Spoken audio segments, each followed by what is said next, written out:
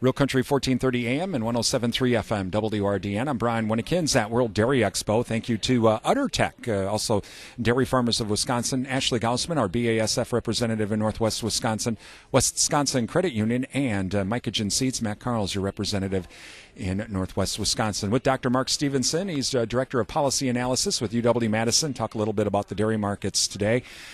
Mark, milk prices have been, worse than a roller coaster at Six Flags recently, up to 19.80 a hundredweight, and then all of a sudden lose a couple of bucks. Cheese markets and really non-fat dry milk markets kind of driving this train? Oh, we've had incredible movements in prices of the products. And important to remember, that the products are the things that are driving these milk prices, the Class 3 and Class 4 milk prices. So, our cheese markets had increased over the course of a couple weeks 30 cents a pound. And then they declined almost 30 cents a pound, maybe 25 cents. But they've seemed to hit a floor, and they're on the rebound again. So they may have been too high at the moment. They probably dropped too low again after that, and now they're trying to come back up and figure out where they should be. For 2020, what's the crystal ball say? I think we're looking at about $1 a hundredweight improvement in milk prices. I mean, I kind of am hesitant to start giving people what their milk price would be, but, think of your own milk check and expect about $1 a hundredweight improvement over 2019. And 2019 has been more than $1 a hundredweight better than 2018 was. So, this is starting to look like and feel like real recovery. It's not 2014 all over again, but, it's going to be a lot better. How important will the trade issues be in all of this? They are important, but I expected the trade was going to have to pick up a lot more slack than it has. And the reason is because milk production has actually slowed. It's either been down in some months or flat in the first half of the year. And our natural growth in consumption of dairy products is going faster than that. So we're drawing down inventories. That's why we're seeing some of these price movements that product stocks are beginning to feel maybe not real tight, but snug. Talking with Dr. Mark Stephenson, Director of Dairy Policy Analysis with UW-Madison.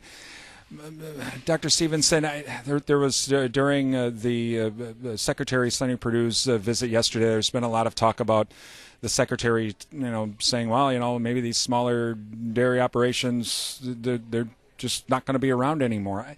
I know you've looked at the dairy industry. Consolidation in the dairy industry has been something that has been happening over many, many years. In your crystal ball, do you see that continuing? And really, is there a place for that 50-cow dairy still? Well, consolidation will continue, and that's hardly, headline-worthy news anymore. We peaked in dairy farm numbers back in 1930s, and we've been consolidating ever since that time. When I started my career, if you would ask me what a small farm is, I would have said, 12, 15 cows, because we saw quite a few of those. You don't see those at all anymore, really. If you ask me what a small farm is today, I would probably say 100, 150 cows. So it's a moving target to what to describe. 50 cows, pretty hard to make a living at that today. It just doesn't generate enough income over the cost of production. And is some of that just because of technology? I guess I look back at my uncle's farm. The reason he had 40 cows was he couldn't milk any more than 40 cows. Is technology one of the big drivers of this? I realize there's a lot of other factors, the economy, regulation, but is technology kind of driving this consolidation? I think it very much is. You have to kind of consider how many cows can I milk, or how many cows can mom and I milk, right? Those are the constraints that you really have. If you don't want to hire an employee and manage an employee, then that becomes the limit for you. But technology can step into that breach too. We do see more farms, small size operations, that are purchasing, some of the very expensive technologies of robotic milkers that can handle 50 to 60 cows per unit. And I was on a farm that impressed me quite a lot that had 4 units milking about a little over 200 cows, very little labor on the whole operation, and low cost. Now, is that the benefit, though, of technology could be it could allow Brian to have a 50-cow dairy operation because I have the robot do the milking, not me, so I can focus on other things and do other things. That's absolutely true. I think the limitation, of course, becomes what's the cost of the unit, and they are expensive, but those prices have been coming down. The reliability's been going up. So at some point in time, it just gets to where, like a cell phone was such a luxury a decade ago, and now everybody's got one in their pocket.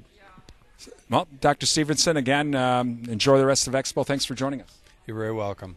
Dr. Mark Stephenson, he's Director of Policy Analysis with UW-Madison.